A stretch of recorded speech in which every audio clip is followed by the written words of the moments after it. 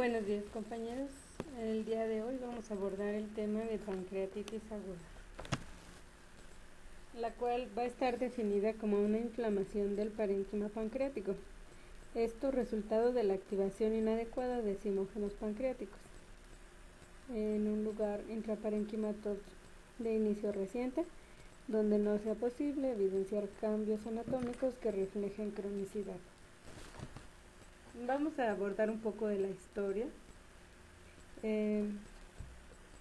Alejandro el Grande falleció el año 323 a.C., pocos días antes de cumplir 33 años.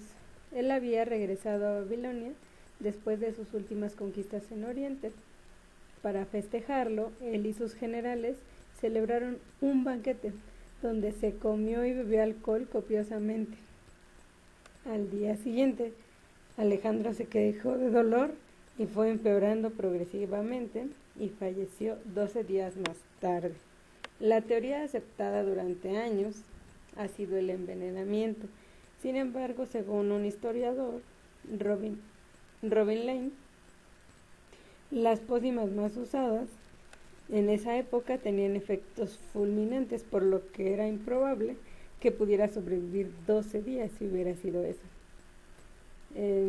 También consideraron la posibilidad de malaria, ya que tenía una coincidencia con una epidemia que ocurrió en Babilonia.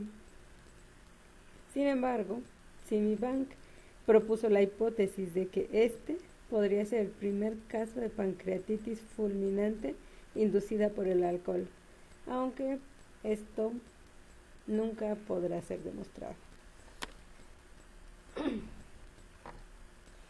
Posteriormente, en el año 1579, Auberto Pindor fue el primero en realizar una descripción de la clínica. Esto debido a una autopsia que realizó en un paciente alcohólico que mostraba un páncreas necrosado. Hasta el año de 1803 fue cuando Antoine Portal describió la pancreatitis gangrenosa y como probable origen la litiasis biliar. En 1842, Rokitansky describió la pancreatitis aguda hemorrágica. En 1896, Hans Chiari empezó a describir algunos de los mecanismos por los cuales se llevaba a cabo la pancreatitis, y él decía que era una autodigestión por la tripsina. En 1939, Koch menciona la teoría de que se llevará a cabo un descarrilamiento enzimático. En el año de 1901, Eugene genera la teoría del canal común, que vamos a ver un poco más adelante. En 1908, Julius es el primero en detectar o realizar determinaciones de amilasa y lipasa en suero, lo cual nos permite comenzar a tener un diagnóstico clínico y laboratorio de pancreatitis, ya que anteriormente solo se realizaba en estudios post-mortem. Y se observó su asociación con complicaciones sistémicas como una lesión en pulmón, riñones y capilares. ¿Y cómo se presenta esta enfermedad? De acuerdo a la literatura en Estados Unidos, es la segunda causa de hospitalización por una afección gastrointestinal. Se presenta de 4.9 y 73.4 casos por cada 100.000 habitantes. Es la quinta causa de muerte en pacientes hospitalizados, con mayor mortalidad en ancianos y pacientes con enfermedades previas, como cardiopatía, hipertensión, diabetes y alcoholismo. De todos estos pacientes, el 20% va a desarrollar una pancreatitis severa, la cual tiene una mortalidad del 15 al 30%. Tiene una mayor incidencia en Finlandia y Estados Unidos. Y como podemos ver en esta imagen, en la relación hombres-mujeres, depende de la etiología relacionada con el sexo o género. En las mujeres Es más común la pancreatitis biliar y en hombres la alcohólica. Aquí tenemos una gráfica de pastel en donde encontramos las principales causas de pancreatitis o etiologías relacionadas como tal a los cuadros de pancreatitis. En primer lugar está la de origen biliar, que tiene un 40%, la alcohólica en segundo lugar con el 30%, la hipertrigliceridemia el 5%. Se menciona que debe ser mayor a 1000 para considerarse como causa de pancreatitis. Fármacos en un 5% y otros el resto de la gráfica. ¿Y qué incluiría? Bueno, hay algunos factores predisponentes como el tabaquismo.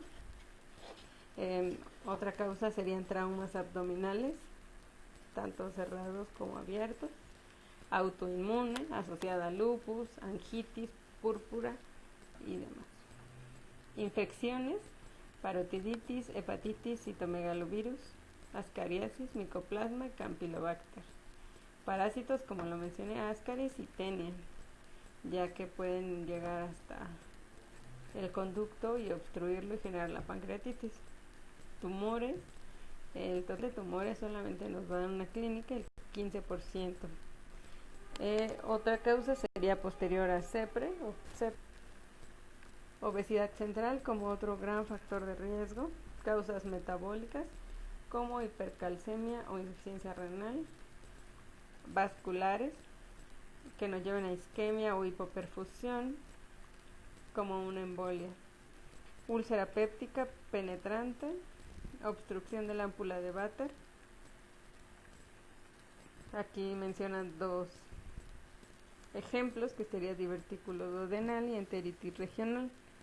Existen también mutaciones y polimorfismos que hay ciertos pacientes que van a predisponer a padecer pancreatitis. En ellos se menciona la serina proteasa, inhibidor de casal tipo 1, las que codifican tripsinógeno catiónico, regulador de la conductancia transmembrana en fibrosis quística, quimotripsina C, receptor sensible al calcio y claudin 2. Aquí tenemos una lista de todos los fármacos que nos pueden ocasionar pancreatitis. Hay unos que ya se consideran como definitivos y otros únicamente probables. Como definitivos está la azatioprina, acetaminofén, aspariginasa, capecitabina, carbamazepina, cimetidina, cisplatino, citarabina, trimetoprim con sulfa, didanosida, enalapril, eritromicina, esteroides, estrógenos, furosemida, tiazidas, interferón alfa, itraconazol, lamivudina, 6-mercaptopurina, mesalazina, polsalacina, metildopa, metronidazol, octreótido, olanzapina, opiáceos y demás. Y probable solamente la atorvastatina, ceftria, dicloxa, imitamib, imatinib, orlistat, secnidazol, sulindac, rifampicina, tamoxifeno, tetraciclina y valproatos. Entonces, podemos observar en esta lista todos los fármacos que nos pueden llevar a pancreatitis. Si se dan cuenta, hay muchos de estos que utilizamos en el hospital. Entonces, a veces hay pacientes que en los laboratorios llegan a presentar una elevación de las enzimas pancreáticas y bueno, esto puede estar asociado al uso de estos fármacos.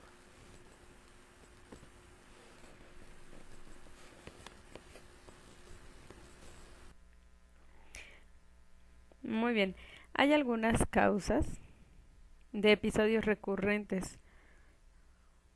Nosotros vemos a nuestro paciente y consideramos que no tiene una causa evidente. Bueno, pues estos son caracterizados por microlitiasis biliar, aquellos pacientes que se realiza ultrasonido y solamente hay lodo biliar, bueno, considerarlo, ya que los litos son menores de 5 milímetros. Fármacos, cáncer, fibrosis quística, hipertrigliceridemia, páncreas dividido, disfunción del esfínter de Oddi o netamente idiopatía.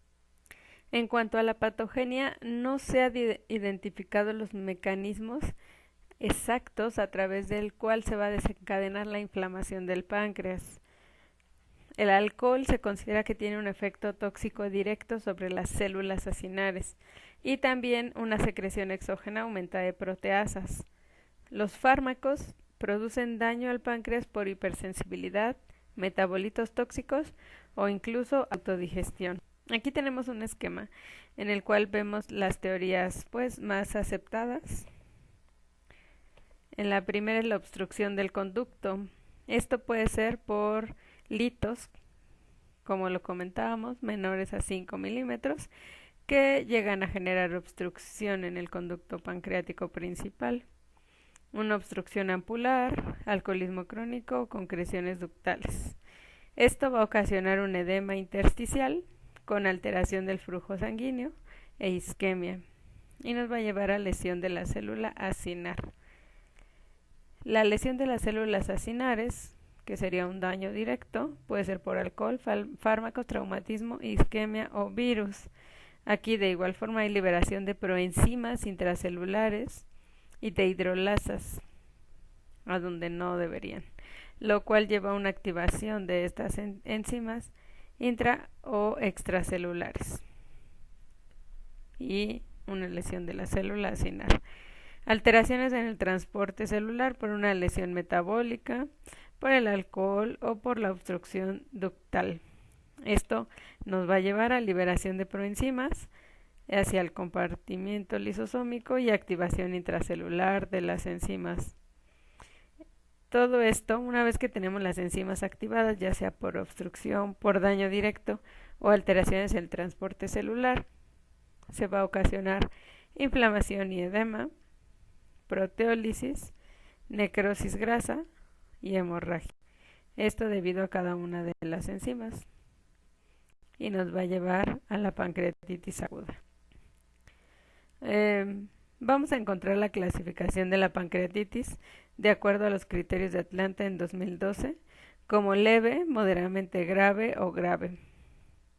La leve se define como un paciente sin insuficiencia orgánica ni complicaciones locales o sistémicas.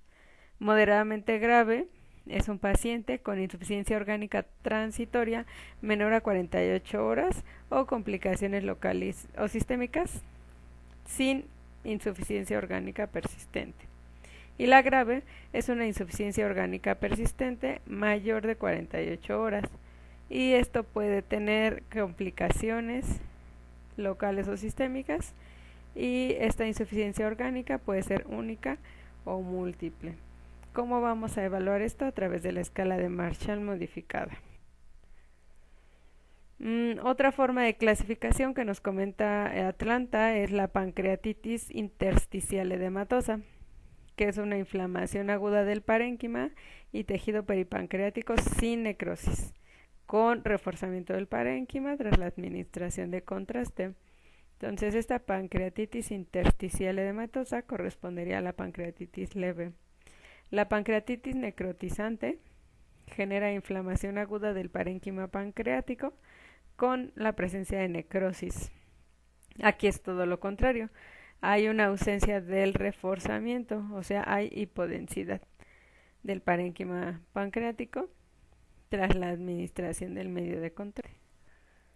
Se va a dividir en dos fases, de acuerdo al mismo consenso de Atlanta, una temprana y una tardía. En la temprana vamos a tener la respuesta del huésped a la lesión pancreática local. Va a durar finales de la primera semana, pero puede extenderse a la segunda semana. Y la tardía, con persistencia de signos sistémicos de inflamación o presencia de complicaciones locales. Solo en pacientes con pancreatitis aguda, moderadamente severa o severa. Y también hay otro diagrama que nos muestra la evolución natural de la pancreatitis aguda. En lugar de dividirlo en dos fases, como lo veíamos en la diapositiva anterior, lo divide en tres. La primera es la fase inicial. Esta tiene una duración de horas. Hay una activación de tripsina en las células acinares, con un tránsito alterado y acumulación de tripsinógeno en el intersticio. A la temprana intermedia, que va a ser la primera y segunda semana, hay inflamación intrapancreática y extrapancreática que va a estar regulada por citocinas y mediadores inflamatorios y va a tener una microcirculación alterada, lo cual nos va a llevar a necrosis y activación de macrófagos. ¿Qué porcentaje se tiene de muerte? En la primera semana, 32%, en la segunda, 12%. Falla orgánica múltiple, primera semana 26%, segunda semana 0. Infección, la primera semana de 0 y en la segunda semana del 5%. Entonces, la fase tardía va a ser de la tercera a la cuarta semana. Hay una translocación bacteriana y una necrosis infectada que nos lleva a una mortalidad del 19 al 37%. Sin falla orgánica, con infección de 12 a 28%. Hay otra clasificación de las fases que lo va a dividir en la fase hipovolémica, que son las primeras 24 horas. En esta fase nuestro paciente va a tener hipovolemia, pero no por falta de líquido, sino porque hay un secuestro de líquido, el cual pues va a estar en tercer espacio, además de una vasodilatación periférica. Cuando el paciente presenta pancreatitis va a tener dolor abdominal, vómito y fiebre, lo cual también nos hace tener pérdidas insensibles. También hay un factor de depresión del miocardio, hay liberación del mismo en estas primeras 24 horas debido a la hipovolemia y esto nos va a dar hipotensión. En la fase respiratoria, son de 48 a 72 horas, nuestro paciente va a tener taquipnea, hipoxemia y distrés respiratorio en casos severos. Y la fase séptica, por lo regular es de la segunda y tercera semana y puede incluir algunas complicaciones que son las que se mencionan aquí: necrosis infectada, absceso pancreático, pseudoquiste infectado y colangitis aguda. ¿Cómo vamos a hacer el diagnóstico de pancreatitis? Bueno, ustedes ya lo saben, son 3 criterios, entonces nos debe dar 2 o los 3. Uno es dolor abdominal superior, amilasa y lipasa al menos 3 veces el valor normal y hallazgos por en cuanto al cuadro clínico y el dolor, vamos a encontrar que es de inicio brusco, es constante y terebrante, está localizado en epigastrio y región periumbilical. Se va a irradiar a espalda, tórax, flancos y región inferior del abdomen y se va a intensificar en decúbito supino. En la siguiente tabla tenemos una distribución de acuerdo a el porcentaje de síntoma o signo que se presentan en pacientes con pancreatitis. El dolor abdominal se presenta en el 95% de los pacientes. Entonces, el hecho de que no tenga dolor no significa que no tenga pancreatitis. Hay que cumplir los otros 2 criterios. Pero es muy común siempre que se presente el dolor abdominal. El dolor irradiado al dorso en el 50% de pacientes. Anorexia también es otro dato importante que nos da 85% de sensibilidad. Náuseas y vómitos, 75%. Ruidos hidroaéreos disminuidos del 60%, fiebre del 60%, resistencia muscular 50%, shock e ictericia 15% y hematemesis 10%. Entonces, si se dan cuenta, lo que debemos de considerar en nuestros pacientes sería el dolor abdominal, la anorexia y pues se podría considerar náuseas y vómitos. Sin embargo, estos son todos los síntomas que se pueden presentar y signos. Bueno, dentro de la exploración física vamos a valorar los puntos característicos pancreáticos. Los pacientes presentan defensa muscular abdominal en el 80%, Se puede observar el signo de Gobiet, que es el abombamiento epigástrico, Katch, que es el hemicinturón hiperestésico cutáneo del lado izquierdo, el punto de Desjardins, que nos marca dónde se encuentra el Wirsung, Chufart y Rivet, que es la cabeza del páncreas, Orlovsky, Preyoni, Mallet-Guy y Mayo-Robson. Todos ellos nos van a determinar si el paciente cursa clínicamente con dolor característico de la pancreatitis por estos puntos dolorosos. Bioquímico, recordamos al inicio, les comentaba que tiene que ser una elevación de la amilasa y lipasa, al menos 3 veces su valor normal. La amilasa se va a elevar de 6 a 12 horas posteriores al inicio del cuadro. Tiene una vida media de 10 horas y va a persistir elevada de 3 a 5 días. Esta amilasa en general, ya que tenemos otros sitios donde se produce, del 35 al 50% va a ser amilasa pancreática, por lo tanto no es tan específica. La lipasa es más sensible, tiene una sensibilidad del 85 a 100%.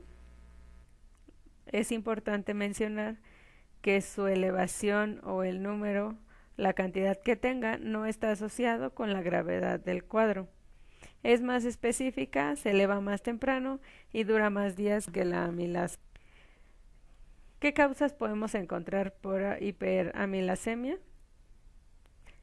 Enfermedades pancreáticas como la pancreatitis aguda o crónica, complicaciones como colecciones líquidas, pseudoquistes o una infección secundaria, neoplasias exócrinas y un traumatismo. Y hay enfermedades extrapancreáticas que nos elevan la amilasa, como la insuficiencia renal, enfermedad de las glándulas salivales, procedimientos maxilofaciales y macroamilasemia. Hay otras causas que nos elevan la lipasa, no solamente la pancreatitis. En procesos abdominales, pancreatitis aguda y crónica, cáncer de páncreas, litiasis pancreática, afección de la vía biliar. En procesos no abdominales, insuficiencia renal grave, quimioterapia, radioterapia y fármacos como betanecol, colinérgicos, indometacina, meperidina, morfina y metacolina. También la ruptura de un aneurisma, disección de la aorta, nefrolitiasis, obstrucción intestinal y peritonitis. Entonces es importante considerarlos como diagnósticos diferenciales en pacientes. Estos son puntos clave. Si encontramos una relación lipasa-amilasa mayor de 2, sugiere pancreatitis aguda alcohólica. Tiene una sensibilidad del 91% y especificidad del 76%. Elevación de la ALT más de 150 sugiere pancreatitis biliar. La sensibilidad es muy baja, del 48%. Sin embargo, la especificidad es casi del 96-100%. La elevación de la ALT mayor de 3 veces el límite superior sugiere pancreatitis biliar, como lo mencionamos, y tiene un valor predictivo positivo del 95%. Bueno, es importante que sepan que ninguna de estas es un valor predictivo del 100%. De 15 a 20% de los pancreatitis biliares van a tener la ALT en valores normales. Otros marcadores, hay interleucinas como la interleucina 6, que se va a generar en los macrófagos en respuesta al daño tisular, y esto nos va a ayudar a predecir la severidad con una sensibilidad del 100%. Interleucina 8 se encuentra en la respuesta inflamatoria de los neutrófilos. Tiene una relación cercana con el factor de necrosis tumoral alfa y también nos ayuda a predecir la severidad de los cuadros pancreáticos. La procalcitonina, que sabemos que es un péptido precursor de la calcitonina, va a tener una elevación. Es importante saber que también se puede elevar en infecciones bacterianas y fúngicas, pero no virales. y el factor pronóstico de gravedad con sensibilidad de 85 y especificidad del 97. La elastasa de polimorfo nuclear o la medición urinaria del péptido de activación del tripsinógeno han presentado resultados prometedores, pero todavía no tienen aplicación clínica. Ahora, el tercero de estos puntos eran los estudios de imagen. En primer lugar, el ultrasonido para descartar litiasis vesicular. El ultrasonido endoscópico tiene mayor sensibilidad que la resonancia magnética. ¿Qué podemos observar en un ultrasonido? Un páncreas hipoecoico aumentado de tamaño. Sin embargo, esto no se observa en la mayoría de los pacientes, y ustedes lo han podido observar en los ultrasonidos que realizan en el hospital, ya que siempre reportan aumento del gas intestinal o presencia de gas intestinal, asas dilatadas, lo que impide la correcta visualización. Solamente se observa en 25 al 50% de pacientes con pancreatitis. En esta imagen podemos observar un páncreas que es cabeza, cuerpo y cola a través del ultrasonido. La tomografía, aquí se sugiere realizarla con doble contraste las 48 horas a todo paciente que no mejore con el manejo conservador inicial o si se sospecha de alguna complicación. Es útil para el diagnóstico y más tarde para evaluación de la severidad. Entonces, ¿es obligatorio hacerle tomografía a todos los pacientes que tienen pancreatitis? No. Lo que nos indican las guías es que si no mejora con el manejo conservador a las 48 horas, significa que necesitamos un estudio de imagen adicional, en este caso pues la tomografía. Aquí tenemos los criterios de Baltazar, que lo va a dividir en grado A, B, C, D y E. El A es un páncreas normal, B es un aumento del tamaño focal o difuso. Aquí tenemos las imágenes, entonces pongan atención, este es un páncreas normal, cabeza, cuerpo, cola. Este es un Baltazar B con aumento del tamaño ya sea focal, difuso. El C es un páncreas anormal con inflamación peripancreática, o sea, realmente sí se observa. El D presenta una colección intra o extra pancreática. Entonces aquí nosotros observamos nuestro páncreas con una colección. Y el grado E, 2 o más colecciones y o gas retroperitoneal. Entonces esto nos va a dar un puntaje y ahí podemos saber la. El siguiente es el índice de severidad tomográfica modificado. Esto nos va a dar, es un indicador pronóstico y de severidad de nuestro paciente. Va a considerar los siguientes puntos o indicadores. Un páncreas normal con anormalidades intrínsecas con o sin cambios inflamatorios en la grasa nos va a dar 0 puntos. La colección líquida pancreática, peripancreática o necrosis de la grasa nos va a dar 2 y 4 respectivamente. La necrosis pancreática, si hay ausencia menos del 30% nos da 2 puntos, más del 30% 4. Y las complicaciones extrapancreáticas, ascitis, derrame pleural, complicaciones vasculares, gastrointestinales y parenquimatosas. Entonces, este índice de severidad nos ayuda a poder tener un pronóstico sobre el porcentaje de complicaciones que va a desarrollar nuestro paciente y de mortalidad.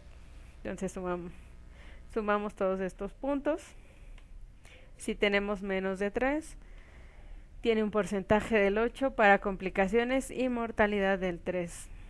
De 4 a 6 nos da complicaciones 35%, mortalidad 6. Y de 7 a 10 nos da 92% de complicaciones y porcentaje de mortalidad de 17. Aquí tenemos una imagen que nos muestra un índice de severidad leve Tiene un ensanchamiento difuso de la región corpocaudal pancreática, con un aumento de la densidad de la fascia perirenal izquierda. Aquí nosotros observamos nuestro páncreas, pero en esta zona hay un estrechamiento de la región corpocaudal. ¿Sí? Entonces, esto sería leve. Esta es una imagen de severidad moderada. Hay un páncreas que tiene contornos desdibujados y mal definidos comparado con la anterior. Hay un aumento del tejido graso vecino y colecciones líquidas en espacio pararrenal anterior izquierdo. Y el índice de severidad severo nos habla de una necrosis del sector caudal de páncreas asociado a colección líquida entre este y el estómago. Otro estudio que podemos realizar es la resonancia magnética, específicamente la colangiopancreatografía por resonancia magnética. ¿Qué ventajas tiene? Ausencia de nefrotoxicidad, diferenciación para saber la densidad de las colecciones, y nos va a proporcionar imágenes de un buen campo de visión, múltiples planos del cuerpo con excelente contraste de tejidos blandos e imágenes de sistemas de conductos biliopancreáticos. Entonces aquí nosotros lo observamos en la resonancia magnética. ¿Cómo vamos a estadificar el riesgo? Hay muchas escalas, muchos criterios. Vamos a analizar los más relevantes. La escala o clasificación de Ranson fue realizada en 1974 por John H. Ranson. Esto nos va a dar una sensibilidad del 69% y especificidad del 91%.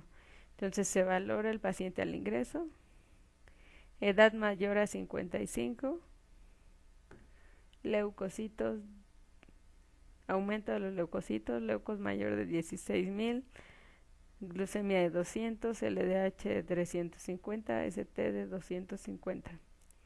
Y el siguiente es cómo se valora las 48 horas. Disminuye el hematocrito, aumenta el BUN mayor a 5, calcio, PO2, déficit de base y secuestro de líquidos. Eso sería al ingreso, y luego se realiza a las 48 horas, como lo habíamos mencionado. Y hay otra escala de Ranson que es específica para cálculos biliares o litiasis. Al ingreso mayor de 70, o sea, si se dan cuenta el riesgo o el rango es mayor. Los leucocitos solo dice mayor, aquí dice de 18.000 por milímetro. Glucemia mayor a 220, estaba en 200. LDH de 400, está en 350, y AST de 250. A las 48 horas solamente hay que ver si disminuyó el hematocrito, si aumentó el BUN o si tienes alguna duda. Pues se consultan estas tablas. Entonces vamos a valorar. Recuerden, esta se creó inicialmente para pancreatitis alcohólica. Sin embargo, después se realizaron las modificaciones para aquellos pacientes con probabilidad de que fuera pancreatitis biliar. Esto nos va a dar un puntaje, menos de 2 es un 0% de mortalidad, del 3 a 6 de estos puntos, de 20 a 30% de mortalidad, y más de 7, el 50%. La siguiente escala es la escala de Glasgow. Se creó en 1978 en el equipo de cirujanos de Glasgow, dirigido por Clement Imrie, que era un cirujano escocés experto en la patología del páncreas. Entonces, estos criterios de Glasgow tienen una sensibilidad del 72% con una especificidad del 84%. Y la ventaja que tiene es que se pueden recabar dentro de las primeras 48 horas.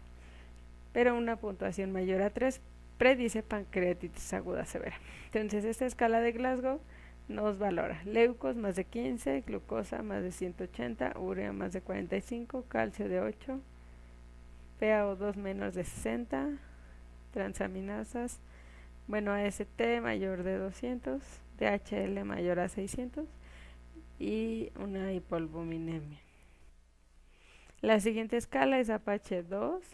Esta fue descrita en 1989 y solo determina severidad. No especifica, como tal, no especifica para la pancreatitis. Se va a calcular a las 0 y 48 horas. Se van a tomar en cuenta 12 parámetros clínicos, estudios de laboratorio, escala de Coma-Glasgow, comorbilidades, y un puntaje mayor a 8 representa alto riesgo de complicaciones. El Apache 2 más obesidad fue una iniciativa que se realizó en Ciudad del Cabo, Sudáfrica, en donde se empezó a observar que pacientes con obesidad tenían mayor factor de riesgo para desarrollar pancreatitis aguda. Esto en pacientes con IMC mayor a 30. Ese sería su criterio de gravedad. Sus resultados pues se valoran, así como las complicaciones. Y tiene este Apache más obesidad, trae sensibilidad, especificidad y ya.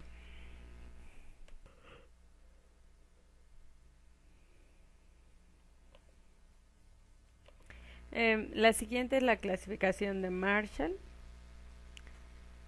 que la determinó Marshall en 1995 como un predictor de la disfunción orgánica en pacientes críticamente enfermos.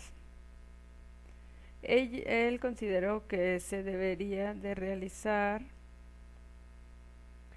una escala o un predictor que tuviera reproductividad, sensibilidad, ser sencillo y que se pudiera evaluar con prontitud. Entonces fue así como se crean los criterios de Marshall. Esto nos va a valorar respiratorio, renal y cardiovascular. Nos va a dar puntaje del 0 al 4 y si tenemos más de 2 puntos hay un fallo orgánico. El primero va a considerar una gasometría en donde tomamos en cuenta el índice de Kirby. El renal únicamente son laboratorios, la creatinina, y cardiovascular son parámetro clínico, que sería la TA sistólica, y considera el punto de corte 90. BISAP se creó en 2008, va a significar Bedside Index of Severe Acute Pancreatitis.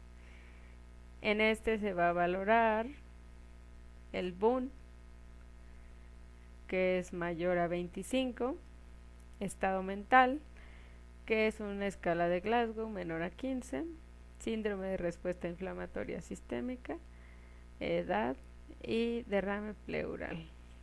Si tenemos de 0 a 2, hay una baja mortalidad, menos del 2%, si tenemos de 3 a 5, una alta mortalidad, más del 15%.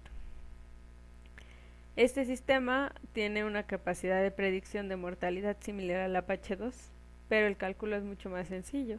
Tiene una sensibilidad del 72% y especificidad del 83%. Bueno, las complicaciones solo mencionar a grosso modo, ya que ese es un tema aparte. Se dividen en locales y sistémicas. Las locales son colecciones líquidas, necrosis, puede estar infectado o no, absceso pancreático, pseudoquiste. Sistémicas, la insuficiencia respiratoria, insuficiencia renal, choque, sepsis, coagulopatía y alteraciones metabólicas graves. El tratamiento, aquí tenemos un algoritmo en el cual vamos a dar este tratamiento a nuestros pacientes. Se realiza una valoración clínica de la gravedad con las escalas que ya vimos. Puede ser leve o moderadamente severa y severa o grave. Si el paciente, de acuerdo a nuestras escalas, fue leve o moderada, y bueno, aquí se considera también la PCR menor a 150, solamente medidas de soporte. Si la gravedad o la La valoración nos da un puntaje de severidad. También se puede pedir PCR y si tiene más de 150, se tiene que dar un tratamiento especializado en terapia intensiva. Valorar si el paciente tiene fiebre, insuficiencia orgánica, infección, necrosis. Si es así, solo soporte.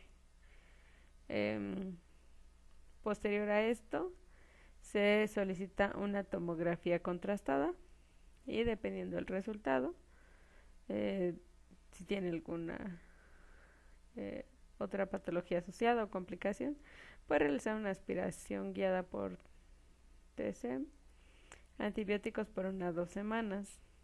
Si mejora, hay que continuar los antibióticos. La aspiración guiada nos va a ayudar a evaluar si está infectada nuestra necrosis pancreática, y si está infectada hay que desbridar, quitar todo ese tejido. Si es estéril, únicamente es de soporte. Es muy importante en todos los pacientes con pancreatitis que se dé un manejo médico en primer lugar. Hay que considerar estos pilares en el tratamiento, que son los líquidos, oxígeno, analgésicos y antieméticos en algunas ocasiones, y monitoreo de signos vitales. Los líquidos hay que ajustarlos de acuerdo a objetivos, hasta que tengamos una frecuencia cardíaca de 120 latidos por minuto menor. La presión arterial media de 65 a 85, el gasto urinario de 0.5 a 1. Y es muy importante lo que comenta aquí la guía de práctica clínica. En primer lugar, se sugiere utilizar soluciones de Ringer lactato. Si utilizamos solución salina sola, entonces se puede generar acidosis metabólica hiperclorémica. Por eso que hay que tener cuidado con el cálculo de estas soluciones. El oxígeno va a ser por razón necesaria, solo aquellos pacientes que tengan dificultad respiratoria, desaturación, etcétera. Analgésicos, estas son las recomendaciones de la OMS, que es morfina, hidromorfona y fentanil. Las dosis, la frecuencia y la dosis usual. En cuanto a analgésico. Y el monitoreo de signos vitales. Como les comentaba anteriormente, ¿en qué vamos a basar la terapia hídrica? Hematocrito y BUN. Hay que disminuirlo. ¿Por qué están aumentados? Porque el paciente está hemoconcentrado. Recordemos que tiene un secuestro hacia el tercer espacio. Entonces, a pesar de que el paciente tenga líquido, no es capaz de utilizarlo. Por lo tanto, pues tiene una perfusión baja.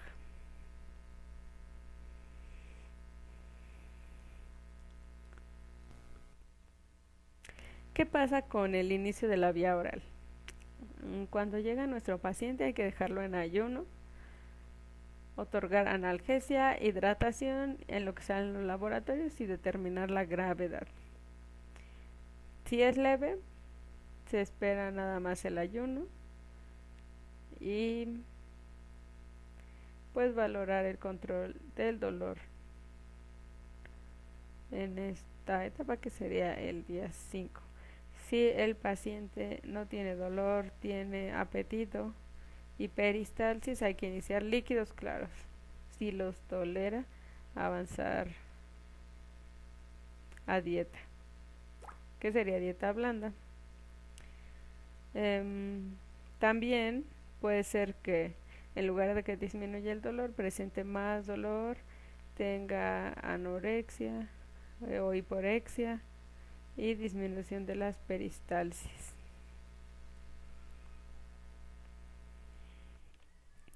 En la pancreatitis grave sabemos que nuestros pacientes van a estar en ayuno más de 7 días. Entonces se sugiere iniciar la nutrición enteral el día 3 o 4 de 10 a 30 mililitros por hora. Si tolera sin dolor, sin distensión y sin diarrea, iniciar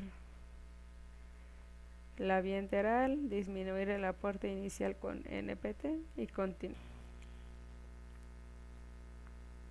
En cuanto al inicio de la nutrición, se realizó un análisis de 3 estudios con 413 pacientes, en donde no incrementaron la tasa de complicaciones si se iniciaba la alimentación de manera temprana. En casos de pancreatitis leve o moderada, la vía oral se puede iniciar únicamente con la ausencia de náusea, vómito y mejoría del dolor. En cuanto a la dieta blanda sin grasa, es igual de segura que los líquidos claros. Si el paciente no tolera la dieta o presenta vómitos, se debe colocar una sonda nasogástrica para realizar descompresión. El aporte calórico recomendado en una energía total de 25 a 35 kilocalorías por kilo de peso ideal al día, dividido entre proteínas 1.2 a 1.5 gramos por kilo de peso ideal al día, carbohidratos de 3 a 6 gramos y lípidos de 3 a 6 gramos. El tratamiento antibiótico tiene indicaciones muy precisas. No se debe de utilizar en todos los pacientes con pancreatitis. Únicamente en aquellos donde se piense que tengamos infección, ya que podemos tener necrosis sin infección. ¿Cómo podemos pensar que nuestro paciente tiene infección? Únicamente signos desde fiebre, taquicardia y leucocitosis. Sin embargo, la indicación precisa del uso de antibióticos es colangitis, infecciones asociadas a catéter, bacteremia, infecciones del tracto urinario y neumonía. Si nosotros sobreusamos los medicamentos, tenemos el riesgo de tener una sobreinfección por cándida, lo cual nos da un peor pronóstico. En la siguiente tabla podemos observar los medicamentos que se han estudiado con penetrancia al páncreas, una concentración mínima inhibitoria que se observa en cada uno de estos. Entonces tenemos que se dividen en 3 grupos, A, B o C. En el grupo A hay concentraciones bajas, que serían los aminoglucósidos, aminopenicilinas y cefalosporinas de primera generación. Por lo tanto, no es como el tratamiento ideal. El grupo B tiene concentraciones individuales variables, pero son imprevisibles. Incluye la piperacilina, cefalosporinas de tercera generación, meslociclina. En el grupo C serían los medicamentos más recomendados, ya que tienen concentraciones elevadas. Y esto incluye a imipenem, quinolonas, como el ciprofloxacino, imidazólicos y cefoperazona. Los organismos comúnmente aislados son aerobias, gram negativas y positivas, hongos y anaerobios. Las gram negativas, E. coli, Klebsiella, enterobacterias, y están en 35 a 55% de los casos. Bacterias gram positivas, como estafilococo, estreptococo, presentan del 20 al 35%, y hongos, como cándida, están presentes del 20 al 25%. Anaerobios, bacteroides, peptoestreptococos, y estos se presentan de 8 a 15% de los casos. El tratamiento quirúrgico tiene indicaciones muy precisas. Se va a reservar únicamente en situaciones que ponen en peligro la vida, que sería hemorragia no controlada por angiografía, perforación de víscera hueca, síndrome compartimental abdominal con una presión intraabdominal mayor a 20 milímetros de mercurio, asociado a datos de falla orgánica. Esto pues igual ya lo vamos a observar o a analizar a detalle en otra clase. ¿Qué tenemos como conclusiones de este tema? La pancreatitis aguda lleva mucho tiempo en la historia de la humanidad. Las causas son diversas. El mecanismo o la fisiopatología no está demostrado, no está bien demostrado. Existen múltiples teorías, sin embargo, no hay una teoría 100% convincente que abarque todos los puntos de vista, todas las etiologías. Se mencionaron aquí las más comunes y la asociación que tienen. Es muy importante, en primer lugar, poder diagnosticar a los pacientes con pancreatitis, estadificarlos para poder tener un tratamiento de acuerdo a cada uno y valorar su pronóstico. A nosotros, como somos el servicio de cirugía y como se dieron cuenta, la primer causa de pancreatitis es biliar del 40%, por lo tanto cualquier pancreatitis que llegue al hospital van a considerar que es de nosotros. Es importante que nosotros sepamos diagnosticar adecuadamente a estos pacientes, tanto como aquellos que nos presentan como pancreatitis, como aquellos que nos presentan como otra patología y al final tienen pancreatitis. Recordemos que el tratamiento quirúrgico es una opción que tiene indicaciones precisas, entonces tenemos que ser muy acuiciosos con nuestro diagnóstico, hacer una historia clínica adecuada, completa, para considerar el diagnóstico de pancreatitis y así no realizar una cirugía considerando que es otra patología a un paciente con pancreatitis. Digo, eso le puede pasar hasta a los expertos, como lo hemos visto, pero lo importante aquí es tener esa visión, considerar el todo del paciente para poder valorarlo. La pancreatitis es una patología relativamente común en nuestro servicio. Es importante saber dar el manejo inicial, que es manejo médico con los pilares que se comentaron en la presentación, saber realizar el cálculo de soluciones, discernir qué soluciones de cristaloides utilizar y así como el inicio de la nutrición enteral temprana, únicamente basado en los criterios clínicos.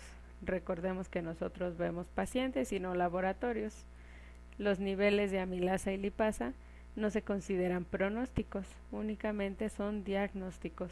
Si nuestro paciente clínicamente se encuentra asintomático, sin puntos dolorosos, entonces valorar el inicio de la nutrición enteral, que es como lo ideal. Los pacientes que se estadifican como graves o con pancreatitis severa, también hay que saber dar este manejo para darle únicamente medidas de apoyo y estar revisando constantemente signos vitales, presión intraabdominal en caso de que sea un paciente grave con datos de síndrome compartimental y poder dar el tratamiento oportuno y adecuado a estos pacientes. En cuanto a las clasificaciones, ustedes observaron, hay muchas. Atlanta considera Marshall, también se puede utilizar Apache, pero no es específica para pancreatitis. Y lo más importante de todo esto, pues, es poder hacer el diagnóstico y tratamiento oportuno para que nuestro paciente tenga un mejor pronóstico. Estuve buscando artículos referentes a colangitis y COVID, sin embargo todavía no hay literatura suficiente que nos respalde esta como causa aislada de colangitis. Sin embargo, pues sí hemos visto algunos pacientes que nos siembran la duda, entonces investiguen, lean más del tema, recuerden, esta es una visión general, siempre consulten más de una bibliografía y cualquier cosa lo podemos debatir. Aquí están las referencias. De base pues ya sabemos nuestros libros, el del Consejo, el Schwartz y algunos artículos. Cualquier duda pueden contactarme. Gracias.